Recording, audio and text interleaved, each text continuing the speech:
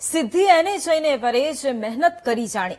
આવી જ ઐતિહાસિક સિદ્ધિ ગુજરાતની દીકરીએ હોંગકોંગમાં યોજાયેલા એથ્લેટિક્સ ચેમ્પિયનશિપમાં મેળવી છે. તેની આ જીતથી પરિવારની આંખોમાં હરખના આંસુ નથી સુકાતા. તો જેણે આ દીકરીને હંમેશા પ્રોત્સાહન આપ્યું છે, આગળ વધવાની હિંમત આપી છે, આજે તે સૌ કોઈ ખુશ છે. કારણ કે આ દીકરીએ વિદેશમાં પોતાનો ડંકો વગાડ્યો છે. ન માત્ર ગુજરાતનું પરંતુ ભારતનું નામ પણ રોશન કર્યું છે. કોચથી લઈ પરિવારજનો તમામ લોકો અત્યારે ખુશ છે અને આ દીકરીના સતત વખાણ કરી રહ્યા છે. ત્યારે અહીંયા સુધી પહોંચવા માટે આ દીકરીએ કેવા પડકારોનો સામનો કર્યો અને તેની સાથે સાથે આ દીકરીઓની પ્રેરણા કોણ રહી તેની આગળ વાત કરીશું. જોઈએ આ અહેવાલ.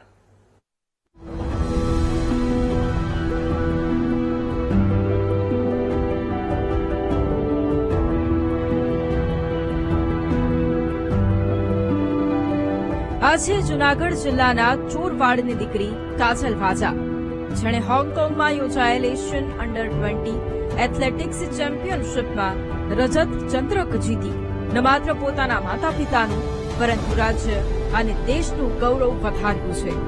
હોંગકોંગમાં યોજાયેલી 22મી એશિયન અંડર-20 એથ્લેટિક્સ ચેમ્પિયનશિપમાં 400 મીટર દોડમાં કાજલે રજત ચંદ્રક જીત્યો છે. આ જીતના સમાચાર મળતા જ ખેત મજૂરી કરતા કાજલના પરિવારમાં ખુશીની લહેર છવાઈ ગઈ. પરિવારની આંખોમાં ખુશીના આંસુ છલકાઈ આવ્યા, કારણ કે તેમની દીકરી વિશ્વ લેવલે જઈ અને નામ રોશન કરશે તેવું તો તેમણે સપનામાં પણ નહોતું વિચાર્યું. આજે મારી દીકરીએ વિદેશનું નામ રોશન કર્યું છે, સોરવાનું નામ રોશન કર્યું છે. કેવો ઉત્સાહ છે, શું છે? બહુ જ અમને આનંદ છે. મારી દીકરી આવીને કેટલા સમયથી દૂર છે તમારા? વરદથી દૂર છે. 5મું ઘંટી તો એની દૂર જ છે મારાથી. અમને આજે ખુશીની લાગણી વ્યક્ત થાય છે.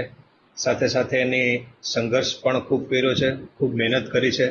એમના કોચે નાનપણથી એની ઉપર ખૂબ મહેનત કરી અને આજે આ મુકામ સુધી પહોંચાડી છે. આ તકે હું એમના માતા પિતા, એમના ગુરુ અમરગીરી બાપુ તથા એમના જે કોચિંગ સ્ટાફ છે અને જે કોઈ પણ એમને આ મુકામ સુધી પહોંચવા માટે મદદરૂપ થયા છે એ સૌનો હું ખૂબ ખૂબ આભાર માનું છું. કાજલ આગળ વધે તે માટે ધોરણ 12ની પરીક્ષા પણ 1 વર્ષ માટે પરિવારે મુલતવી રાખી હતી.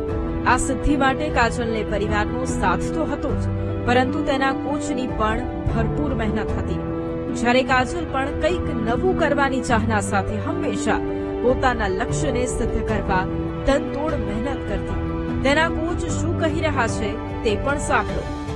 કાજલ વાજા જેઓએ આ હોંગકોંગ ખાતે એશિયન જુનિયરમાં સિલ્વર મેડલ મેળવેલ છે, તે રિલે ટીમે વર્લ્ડ જુનિયર એથ્લેટિક ચેમ્પિયનશિપ 2026 માટે પણ ક્વોલિફાય કરેલ છે. અને કાજલ વાજાની વાત કરીએ તો તેના કરિયરમાં તેઓએ 13થી વધુ નેશનલ મેડલ અને સાથે સાથે 2 ઇન્ટરનેશનલ મેડલ આપેલ છે.